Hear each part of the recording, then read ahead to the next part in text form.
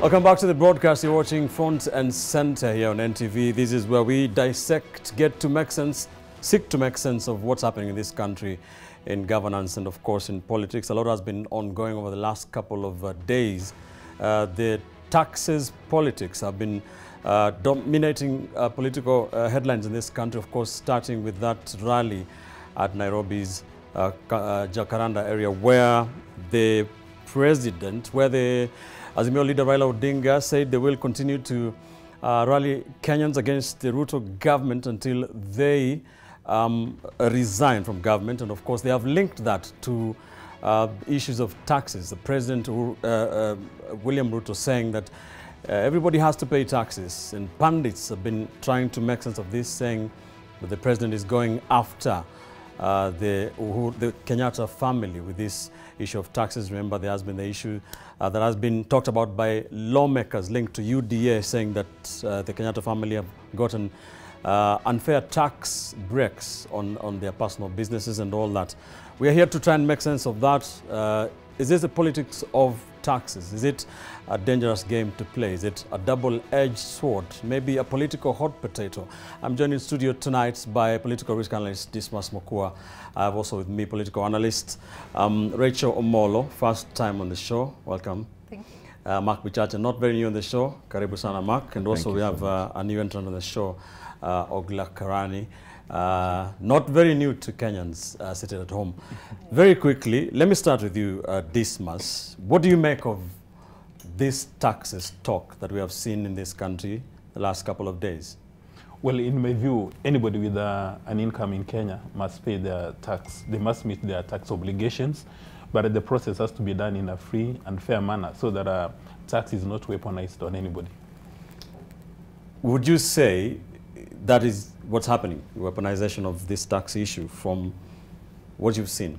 Well, from what I've seen so far, a list has not been made public of the people who have been evading tax and the people who are supposed to pay taxes, but there are conversations in the streets of the people who are likely to be the victims. So one cannot form a very strong opinion if you don't have solid information from KRA that these are the people who have been evading taxes. But President Ruto has indicated in black and white that Kenya is not going to be an animal farm anymore, and everybody must meet their obligation. And in my view, that is the right way to go, because if you get an income, then you must be ready to pay taxes. But looking at the global picture, I think this is the right moment for Kenya as a nation to have an agile and robust conversation around our tax regime or our tax administration, because we can use it to give Kenya a competitive or a comparative advantage in the region. Because if you compare Kenya to other countries, for instance, when you're talking about corporate tax, in Mauritius is 3%. So there are some people, when they're looking at doing business in Africa, they would actually go and establish their businesses in Mauritius. Even when you look at taxation in the aviation sector, a number of Kenyans are surprised that majority of people who own planes in Kenya, when they're due for servicing, they in fact go to Uganda. Why? Because the aviation taxation in Uganda is more friendly than Kenya. So in my view, this administration has got this unique opportunity to review the tax system in its entirety, because now President Ruto has managed to make it a topic of national conversation. So therefore, all stakeholders, stakeholders, subject matter experts, tax accountants, tax lawyers, all of them need to come together so we come up with a strategy which we can use to give us a competitive advantage or comparative advantage in the region. All right. Rachel, the politics of this have not been lost to a lot of Kenyans, and people are accusing President William Ruto of, in trying to implement his tax regime, go after the immediate former regime. Would you say that's a fair assessment?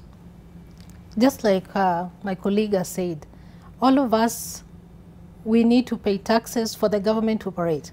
For us to meet our obligation, for us to do the developments, then we need to pay taxes, because that's a way of us to generate finances for the nation.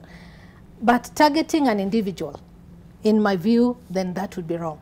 Because if you look at the conversation around the taxes as at now, it is targeting a particular family because of an estate duty tax that has been exempted. You get. So if we look at, are they covered in it? then we are losing the conversation. Are we here to have a conversation on the tax regime? Are we here to make the Kenyans know whether there's value in paying taxes? Do we make them understand the need for us to pay taxes? Or are we targeting a particular family for a conversation?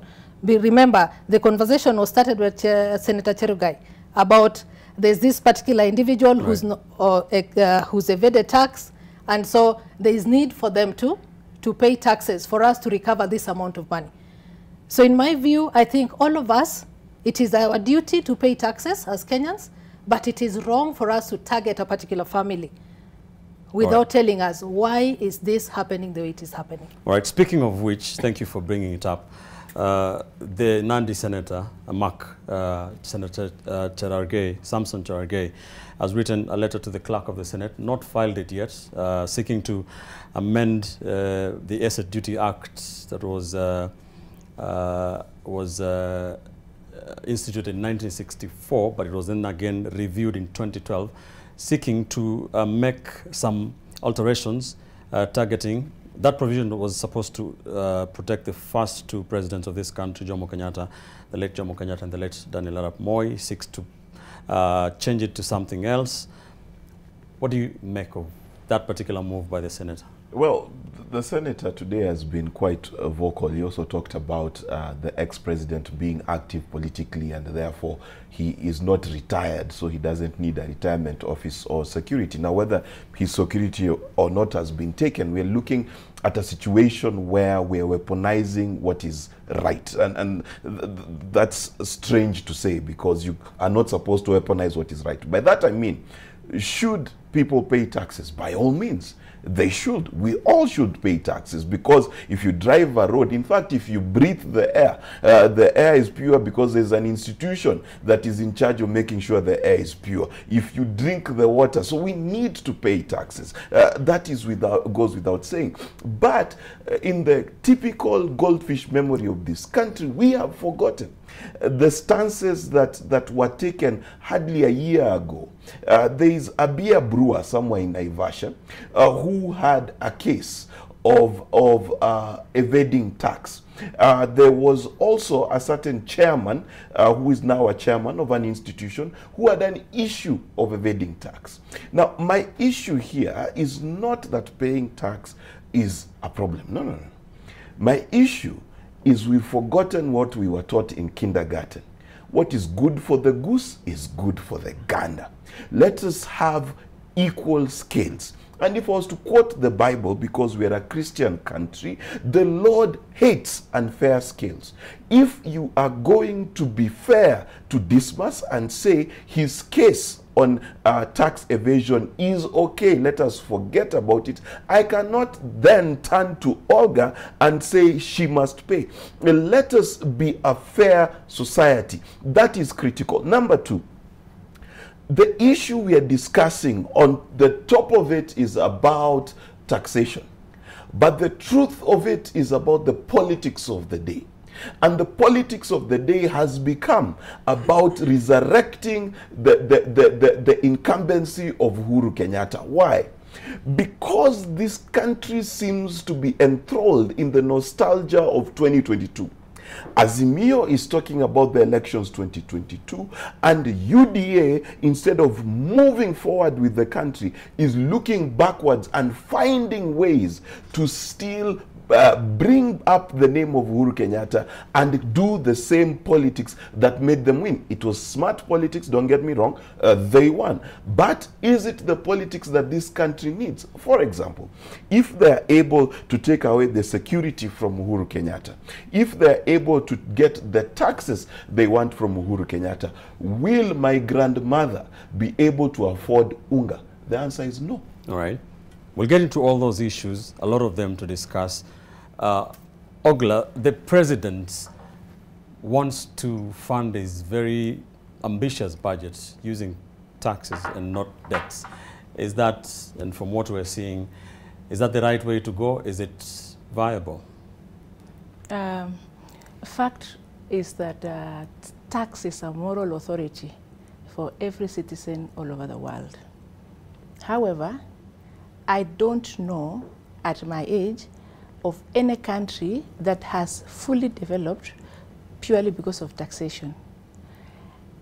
In the case of our situation, I would have been happier if we considered expanding the tax base, like increasing the people that can pay tax, as opposed to fighting to punish those that are already paying tax and planning to use that to sustain the economy. I get to imagine that the president is actually looking at the fact that the country is very, very burdened by debts, and maybe we've reached the ceiling and it's not maybe difficult to borrow any money now. But there is no much that can happen in any country in matters of development from taxing. Taxing has never done much in development, because taxation will only be able to sustain the nation, you know, right, pay daily sustenance, but it cannot, which taxation can build an industry? How much do we need to build an industry? So I still think it is not the right approach, and I don't even think it is possible. It's not going to be possible. Having said that, what is your take on now the political shenanigans we're seeing around the president's way of doing things, and as far as this tax issue is concerned? In one hand, the president, in my view, means well in wanting everybody to pay tax, because just like he said, it's not fair for one person to pay tax and the other does not pay tax. Mm-hmm. The only challenge that we are facing as Kenyans is when this taxation is discussed around the families of the former presidents. And I don't know how we can say this to this country, but we are in the NTV, and I hope as many Kenyans will hear. You see, we have come of age since we got independence till today. And for so long, there is so much that Kenyans have said, and we've all said, about the ills and the wrong things that the first and the second presidents of the country especially have done. Right. But what I'm asking myself today is, are we going to continue blaming and punishing these two families? Now the fathers are not even there. Are we going to continue punishing the generations, their children, for things that they don't even know? And in matters of demanding tax, I don't know whether the tax has been demanded from President Uhuru or the family. When I had this discussion, I remembered a theory. It's a theory in leadership.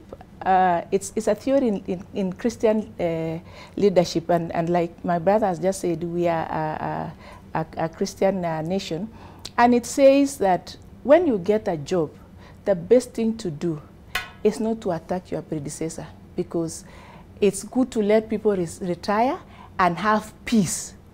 I really wish that we did not have this war between the president or the government now and the former president, or even the families of the former presidents. If there is anything that President Kibaki did in this country, because we are talking about politics, right. President Kibaki came into office and he purposed to do what he feels was necessary for the country to move forward. And if you talk to so many people in this nation, they always say that he brought great development. President Kibaki did not bother to fight the former president or the other president. He did not bother. He did what was needed to be done. And I pray that we can focus on delivering to the people of Kenya what we need to deliver, right, and not fighting the former president or the former families. It doesn't help us. All right. So speaking of that, Ogula, and let me come to Dismas. You haven't given us your thoughts on that intended amendment by Cherargei.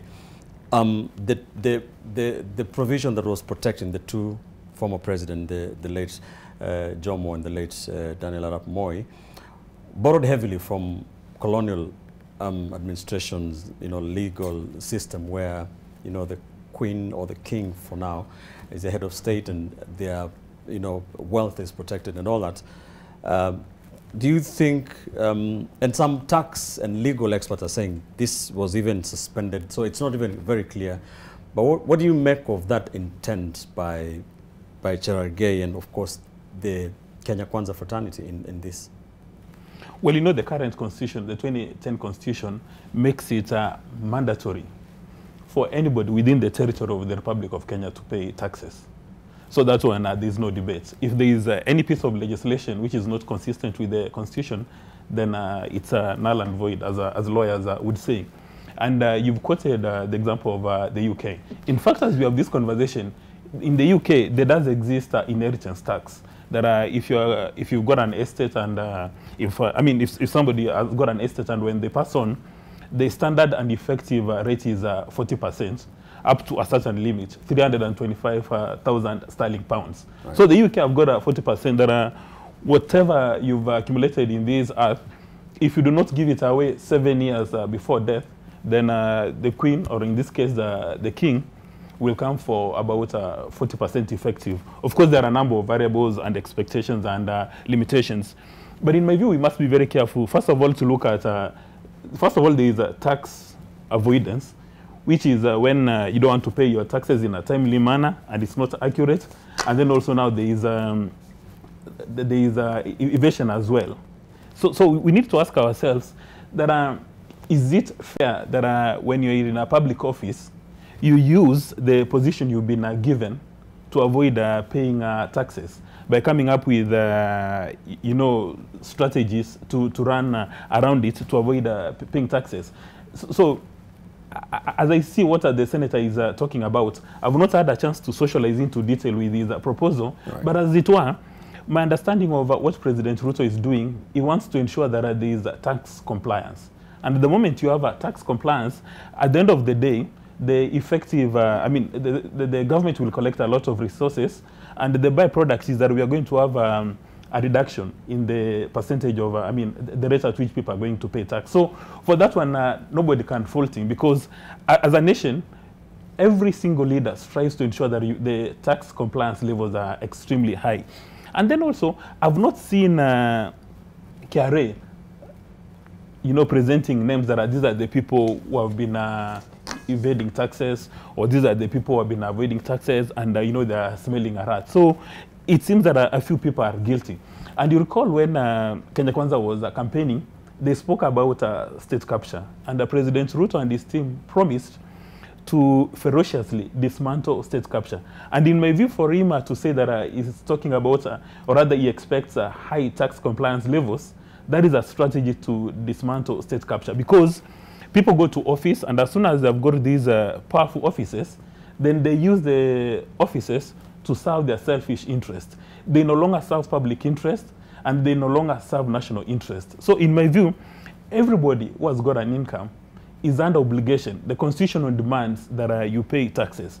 But if you can retain good tax lawyers or tax accountants, right, then you can work strategies on minimizing. But at the moment you just decide to disappear into the thick forest without paying taxes and you're evading it, then you're not being fair to the nation. Can you imagine if you're running a giant organization and you're supposed to pay taxes, say, of $1 billion, and you don't pay $1 billion? It means that you're making resources from poor wananchi instead of paying your fair due for public services. So then you do a run. So from where you sit, the president is doing what he's mandated to do, and there's no taxation card that he's playing politically. No. Globally, it would be irresponsible for any head of state, knowing that the levels of tax compliance are very low, and then you give it a blind eye. All over the world, the first responsibility of any head of state is to ensure that tax compliance is extremely high. However, we know that a number of powerful people, they retain clever tax accountants and tax lawyers to play around with those, so they don't pay taxes. Like I recall in the US, at some stage, Trump, as the president, his annual tax was $750. $750, because right, he was able to play around with those with the system. So in my view, everybody must pay the obligation. Right. And then also, my friend Mark Bichacha has indicated that the former president's security has been withdrawn. I'm not sure whether that's a statement or fact. I have not said that. Please use your ears correctly. I said they were threatened to be withdrawn. It was a statement from Cherargei. Okay, and I have said that if that is the kind of politics we're playing the wrong politics. Yeah, so but you're not raising it. Before you Senator Cherargei, before you rebuttal, just get your facts right. Senator Cherargei has no capacity to withdraw the security of a head of state. So it's a moot point in my view. All right, so we'll get into that. I'll get your comments very quickly, but it's also very good to give our viewers the facts as they are. We are still trying to verify that information, but we understand that the former president's security, according to the law, he should have 6 police bodyguards who should be led by a chief inspector of police, as well as his 2 main bodyguards were an assistant IG and a police commissioner. And we understand they were recalled to police headquarters. We are getting, so I'll get your comments on that. But let's take a quick commercial break here on the program. When we come back, we shall be seeking to connect what has been happening in Kamukunji and Jacaranda, and is set to happen in Kibra this Sunday. That is the rallies by the Azimio Brigade led by Raila Odinga. And pundits are linking this to this issue of taxation and the politics around it. Don't go too far. We are watching Front and Center here on NTV. Stay with us.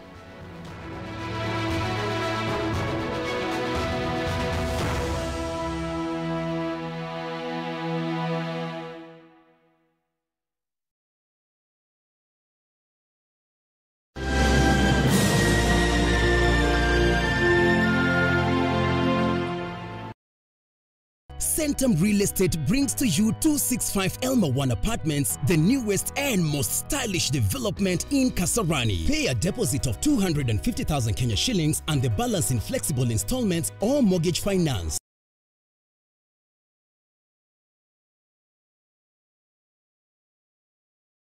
What am I forgetting?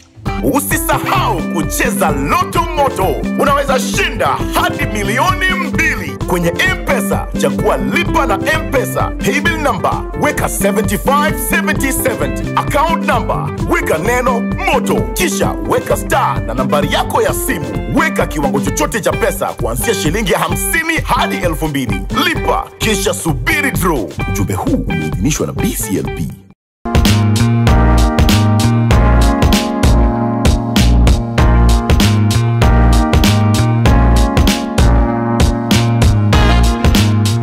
Furahia Krisi na Kidani Mabati. To place your order, call us on 0708 111 105 or 0708 111 106 or send us an SMS to 24900. Deliveries made countrywide. Tujenge Kenya na Kidani Mabati.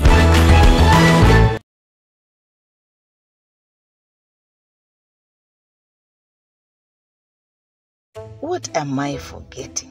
Usisahau kucheza Loto Moto. Unaweza shinda hadi milioni 2 kwenye M-Pesa. Chagua lipa na M-Pesa. Paybill number weka 757070. Account number weka neno Moto. Kisha weka star na nambari yako ya simu. Weka kiwango chochote cha pesa kuanzia shilingi 50 hadi 2000. Lipa kisha subiri draw. Ujumbe huu umeidhinishwa na BCLP. Look, I don't want to be too hasty, but right now this is looking a lot like embezzlement. No, that's impossible. Oh, I'm sure the bomb is out already. She could easily go to jail for this. It's embezzlement, you know? Yes, and I'm sure she'll lose her job. This time it's for sure, right? What I can assure you is that doubt has already been sowed. The only thing I need to be fine is to never see that woman ever again. So that's it. Get out of here. Go! Hey, don't be mad. Go away now! It had to be you. Kidani Mabati Roofing Tapes. Custom-made roofing has become more popular as it saves you costs on off-cuts and ensuring that all roofing are pre-cut as per your house specifications. Kidani Mabati, located along the Eastern Bypass, Kamakis, have you in mind with amazing offers. We also have a Lipa Pole Pole option and free delivery countrywide. Call us today on 0708 111 105 or SMS to 24900 to place your order. Tujenge Kenya na Kidani Mabati.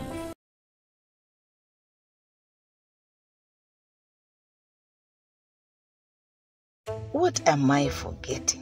Usisahau kucheza Loto Moto. Unaweza shinda hadi milioni 2 kwenye M-Pesa. Chagua lipa na M-Pesa. Paybill number weka 757070. Account number weka neno Moto. Kisha weka star na nambari yako ya simu. Weka kiwango chochote cha pesa kuanzia shilingi 50 hadi 2000. Lipa kisha subiri draw. Ujumbe huu umeidhinishwa na BCLP.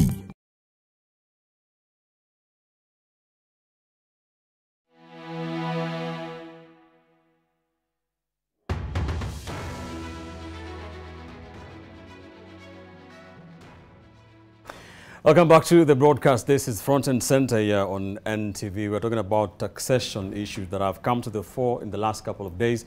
The politics around it, the facts and fiction.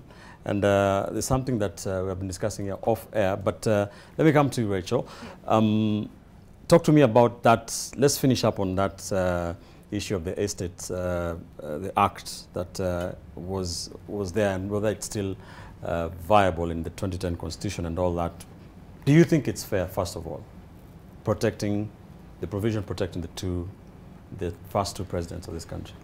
There must have been a reason as to why they came up with that particular subsection of section 7, sorry, of the Estate Duty Act. They sat down and agreed this is the way to go, and I believe it is the Parliament which passed that this has to be put as a provision within this particular act. So if anybody has an issue with that particular section, then what you need to do is repeal. And when you repeal, you go back to Parliament, where they come up with resolution. This particular section of the act or of the Constitution need to be amended. Either we go the populist way or we do the parliamentary initiative. But some of these sections, like in this particular case, this one can just be done within the Parliament. Right. And that's why I differ with my friend here, Dismas, that as much as the Constitution spells out that each and every one of us needs to pay tax, it is our duty. But there's provisions within other acts that exempts certain individuals, like in this case, if you were to read that particular section, it actually indicates their name as the former president, His Excellency, Moi and Kenyatta. So I think it is very clear as to why. So if there's an issue with that, all you need to do is to repeal. But you know, the question is it fair or not when these are very powerful personalities who actually have capacity to meet their obligations, either through, you know, very strategic tax planning, and you actually write their names down, that these two human beings are exempted? Is that a fair provision? Let me say this, please. Even so, you'd say that it is not fair for individual names to appear in a provision. But I also want to believe that if they wanted to change this, especially for Senator who's come up with the discussion now, he was in the last Parliament, 12th Parliament. He had an opportunity to repeal the same section. What took him so long? When he felt like this is not the right way to do it? So, as much as people want to say we are playing politics around it, I want to tend to believe there's a lot of politics around it. All just right. Because of those two names. But Ben, you know there's something here that we are missing. The first person on that list, Mzee Jomo Kenyatta, passed on many years ago. Right. His succession issues, I doubt whether they are alive. Gideon Moi happens to be handling succession issues now. Could we be chasing the red herring here? That the issue is not Uhuru and his inheritance, but rather Gideon's and his families, because those matters are live. And you see, this is the politicization of these particular issues. Let me tell you what I mean by politicization. When it is brought up in the context of political rallies, which we are about to discuss, with discussing a retired president who the claim is he has not retired, then it is a political issue. It looks like a vendetta. And you may want to color it and flower it in whichever way you want, but I'll tell you as a strategist, it is a political issue. When we accept it is a political issue, it moves away from the realm of whether it is fair or not, because we all know and have agreed that everyone should pay tax. However, we know that in this country, there are people who, it has been claimed, have not paid tax. And they have been defended vehemently by the same people today who want other people to pay tax. Is that then also fair? No, it is not. So that we can make progress as a country, the issue we really need to discuss, the person we really need to make sure delivers, is the person who can reduce the price of unga from 200 to 100. And my electricity bill from what I can't afford to what I can afford. And my petrol money, so that I don't have to work in Nairobi, so that I can afford to drive and maintain some dignity. That person is the person we need to go after. Let's take this forward, and that has played into the politics of the last few weeks. Ogla, there are those who have, and we've heard what has been said in the political rallies, and this issue has come up. The Azimio Brigade has been accusing the government of the day of going after the retired president, and the people in Kenya Kwanza are saying that indeed the retired president who is funding these rallies and all sorts of these things. Where is the connection from where he sits?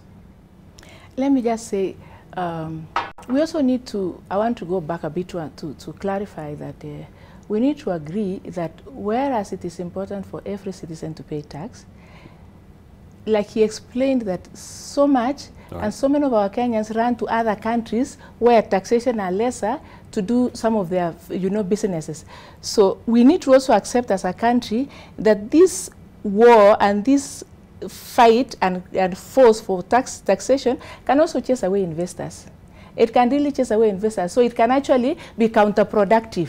We need, I think there should be a better and more cohesive discourse on how we can tax each other and make sure that everybody pays tax, but tax each other in a way that we will not affect or destroy the economy. Because as we are now, so many investors are running away from Kenya. And they haven't started in this government. They've been running away because of taxation. So many companies, multinationals, have left this country over the years because of high taxation, and it is not fair. We could actually reorganize that. Now, we know very well that politicians across the board, I'm not talking about the two families that we are talking about, and I really wish I could say it from the depth of my heart, that the first president of the Republic of Kenya and the second president are our forefathers in this nation. I really wish we could leave this family and these families and not fighting them, because it doesn't even talk well of us. They are actually the fathers of the nation. Some of the things that they did were situational. They were starting a country. For example, this bill that exempted both of them from tax. I tend to think at this stage in our nation, it may not be necessary. And I don't even think anybody would fight that bill. So Senator Cherargei is correct in bringing a motion to remove that portion of the bill. I don't think there's a problem. It was allowed then for reasons that we all understand.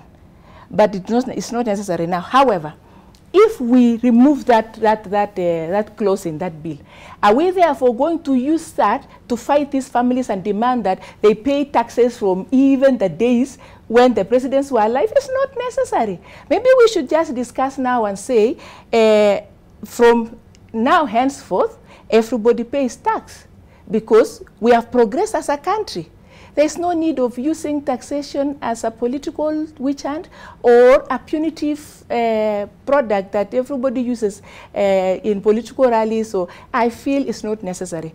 And I really wish, I'm happy that we are having a government now that are led by Christians. The Christians that I myself believe that I'm a born-again Christian. The Bible tells us that vengeance are mine.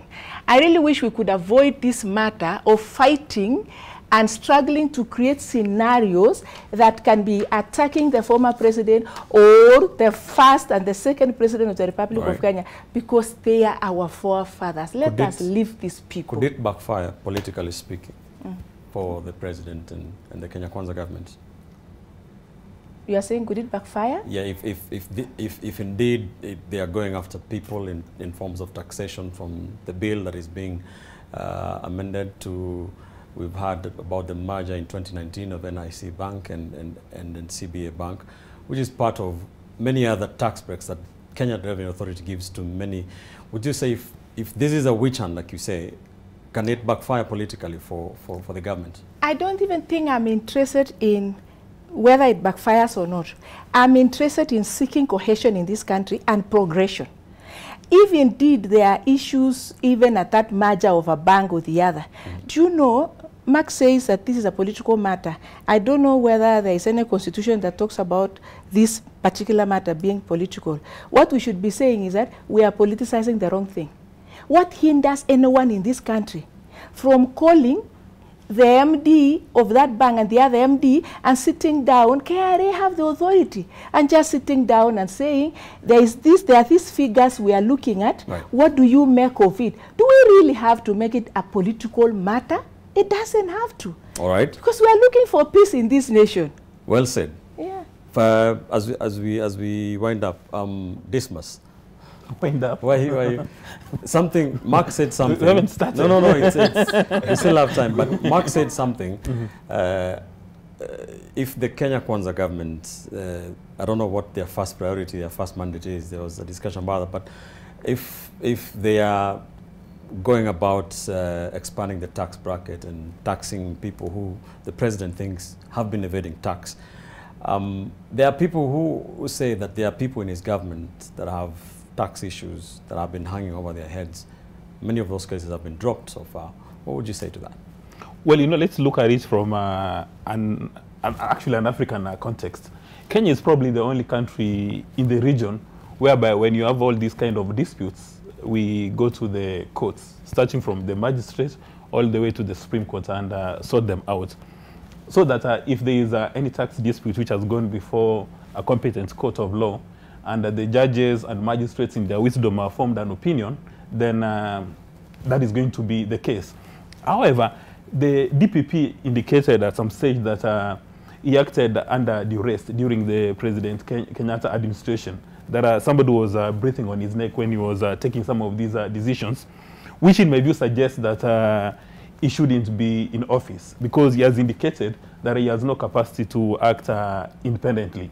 But anybody who thinks that there's anything wrong, then you are invited to use our judiciary, which is highly regarded, not just in Africa, but globally, because of what the Supreme Court has been doing. And then number two, Mark has indicated that he'd like that administration, which reduces the cost of living, cost of fuel, and cost of everything. It's practically impossible for any administration to do that if the levels of tax compliance have been compromised. And I will go back to the point I indicated, that the first priority of any president is to ensure that there is a high tax compliance so that you've got sufficient resources to deliver on your promises. Because, you know, you spoke about taxation and politics. So what is the nexus? When people are campaigning for political office, they make promises. In case of Kenya Kwanza, they've got the plan. They said, if you give us power, we are going to implement the plan. Right. Now, having taken office, they want to start allocating resources. And they've looked at the tax administration in Kenya, and they've discovered there are a number of loopholes. There are other people who are going with avoidance, which is okay, and there are others who are evading, which is a big issue. So, in my view, when a president works on tax compliance, you cannot say that that is politics, that is playing politics. No, he just wants to be sure that everybody pays their taxes. Right. And if there is a legal requirement which treats people in the manner of the animal farm, then it must be reviewed. Actually, when you look at the global picture, in my view, this is talking about tax compliance, in my view, is dismantling state capture. And you remember what happened in South Africa with Jacob Zuma. In fact, a committee was established and chaired by a renowned judge who came up with amazing facts.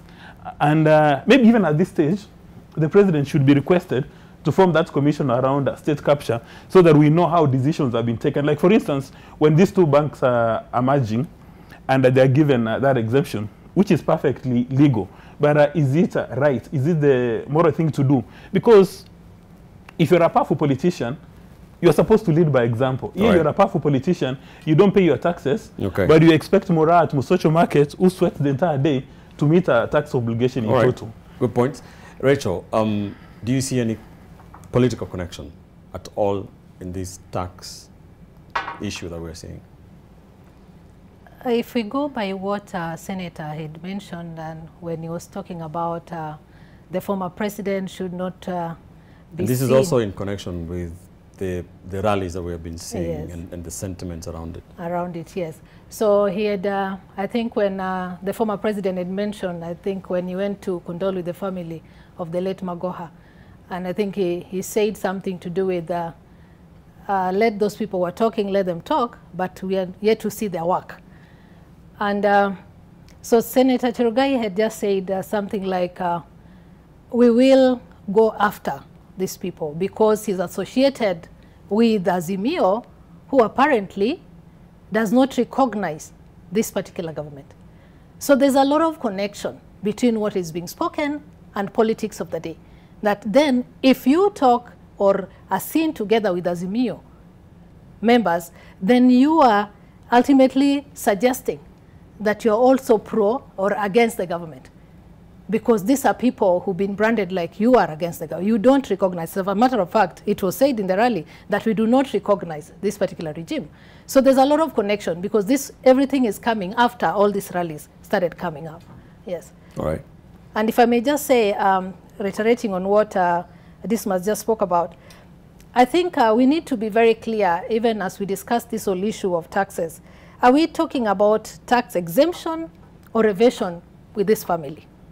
So that the country is also alive to the fact that we are not going after the family because they evaded tax. We are going after the family because there are taxes that they were exempted to pay, whereas they needed to have paid it. And if that be the case, then we should look at the Constitution and the provisions of the acts that are relevant to that particular discussion. And then we cannot apply the law retrogressively. Neither are we supposed to apply the law selectively on who pays tax or not. Right. That when it comes to particular members of the community, then we look at them differently. Like you, we can have a negotiation. We can have a debate around how do you pay your taxes. This other person, we want you to pay this whole amount. All right. Yes. Mark, very quickly, because of time, 1 minute only.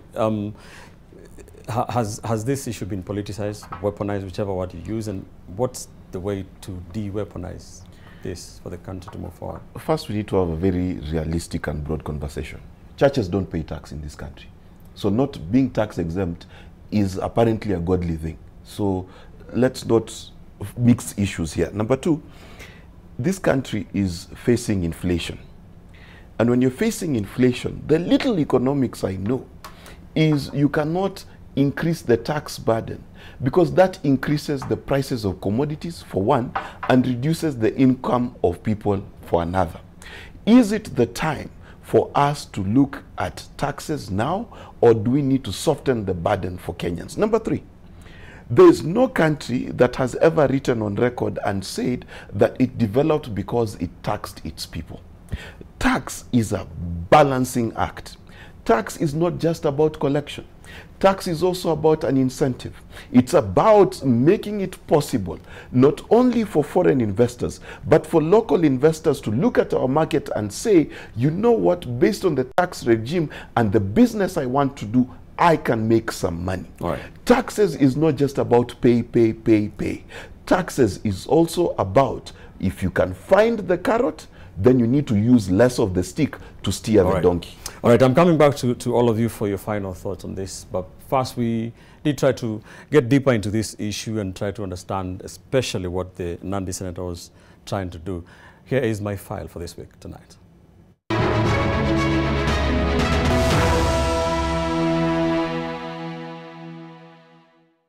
President William Ruto's ambitious and aggressive tax regime is front and center of his administration's blueprint to deliver the lofty promises that Kenya Kwanza made to Kenyans. Ruto has vowed to reduce the country's debt significantly, but has been hit by the reality of tough economic times, marked by high unemployment, inflation, and skyrocketing cost of living. The president wants taxpayers to fund the country's budget and is seemingly going after luminaries and backers of the previous government, who he believes have been evading tax. Even if they sponsor demonstrations so that they don't pay tax, I want to promise them they will pay tax. Ruto's tax juggernaut has turned out to be a political hot potato linked with the ongoing anti-government rallies led by Raila Odinga under the Azimio banner. The Kenya Kwanza government is effectively going after the family of founding President Jomo Kenyatta with accusations of unfair tax breaks granted in the immediate former regime during the reign of Uhuru Kenyatta, Kenya's fourth president. Usijali hii watu wanapiga mdomo, wacha wapige bana. Najua mtu ambaye hana kitu kingine ya kufanya lazima apige mdomo.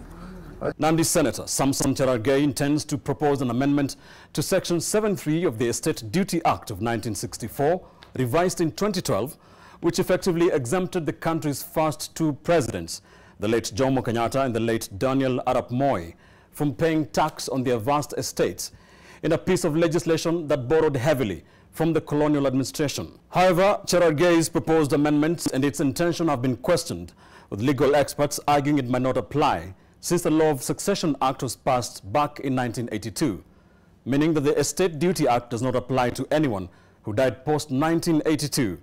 In this case, the late President Moi. The Kenyatta empire has also come under heavy fire from the Ruto regime over a tax break granted during the merger of NIC and CBA banks in 2019, exempting the merged bank connected to the Kenyatta family from paying share transfer tax to the tune of more than 300 million shillings. Tax exemptions are not an alien phenomenon, with official data indicating that the Kenya Revenue Authority loses more than 360 billion shillings annually to tax exemptions granted to various entities. As President Ruto continues to train his guns on people he terms as big fish, possibly getting away without paying taxes, pundits have been quick to punch holes into his approach, pointing at key figures in the Kenya Kwanza government who have had tax queries hanging over their heads in recent months. The Director of Public Prosecutions recently withdrew the 2.2 billion shilling tax evasion case against Communications Authority of Kenya Board Chairperson Mary Wamboi Mungai, an ally of Ruto. In June 2022, the taxman shut down Keroche breweries for allegedly reneging on a 957 million shilling tax deal. A court battle took a political twist when the company's co-founder, Tabitha Karanja, joined politics.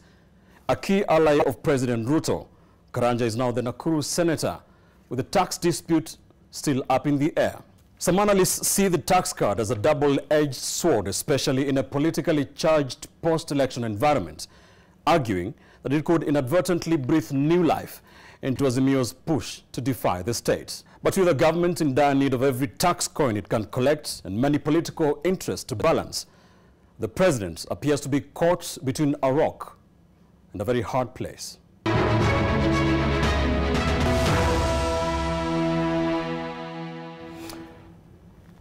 All right, time to wind up now. Let me come to every one of you, give you 60 minutes to make your final thoughts, whatever you think is a takeaway from this. Dismas, let me begin with you. Yeah, in the interest of clarity, tax avoidance is not illegal. It's perfectly in order.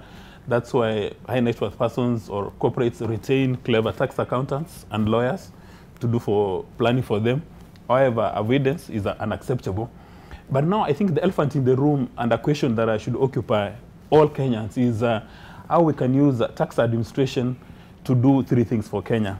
Number one, position Kenya as an FDI destination.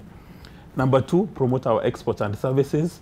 Number three, create opportunities for Kenyans in the diaspora. I think we need to have that agile conversation and use the tax infrastructure as a special purpose vehicle. Thank you, Dismas. Rachel, 1 minute, your final thoughts. I think as we talk about taxation, what I would urge the government to do, maybe to reduce taxes on subsidies and things like fertilizer, so that we grow our production. In that essence, then people will have ability to buy stuff, if I may say. And if we continue putting more tax on consumption, then we are better off with the way we are as at now, rather than taxing people on the production. Thank you. Mark? Let me join issue with Olga here when she says that this fight is unnecessary. It's completely unnecessary. It will not change anybody's life. It will not change the color of our sky or increase the quantity of tea in our milk. That said, this country needs to move forward. We have pressing issues. Issues to do with bread and butter and to do with the health of our economy. Already, Kenya is set to be overtaken as the third largest economy in sub-Saharan Africa by Angola and Ethiopia. These are the threats we face. We need a government and indeed an opposition that is laser focused on delivering the economic dream they have all promised us. That's what we need. Thank you. Ogla, in 1 minute only, what do you leave Kenyans with tonight? Yeah, I have 2 minutes because you cut me off earlier. You see, I'm really longing and I'm praying for a day where, after elections in Kenya, we have the president or the government being the father of all the nation, so that we don't have a president who is still leading his own party and the other party is still fighting the president. The reason I'm saying that is Azimio, which has started politicizing this matter of tax and many other things that are bringing up, in my view, are also really frustrating. They are frustrating what we needed to watch. This government has only been in office for 3 months, for heaven's sake. A baby that was born for 3 months, how can we even decide what they have done?